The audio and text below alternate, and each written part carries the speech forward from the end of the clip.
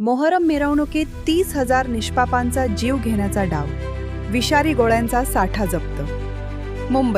मुंबईला पुन्हा एकदा हादरवून सोडणारा एक अत्यंत भयंकर आणि अमानुष कट सुरक्षा यंत्रणांनी उधळून लावला आहे. मोहरमच्या मिरवणुकीत पेन किलरच्या वेदनाशामक नावाखाली उंदीर मारण्याचे विष झिंक फॉस्फाईड भरलेल्या कॅप्सूल वाटून तब्बल 30,000 निष्पाप नागरिकांची सामूहिक हत्या करण्याचा भयानक डाव रचण्यात आला होता.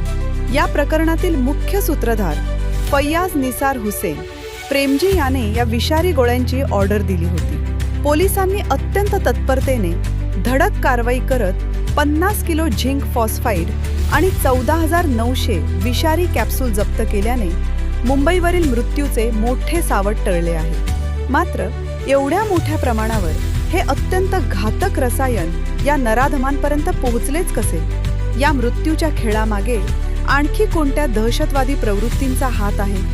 सुरक्षा यंत्रणांनी वेळीच कारवाई करून लाखो मुंबईकरांचे प्राण वाचवले असले तरी अशा देशविघातक शक्तींचा समूळ नायनाट करण्यासाठी प्रशासन आणखी कठोर पावले उचलणार का, असा थेट सवाल आता उपस्थित होत आहे.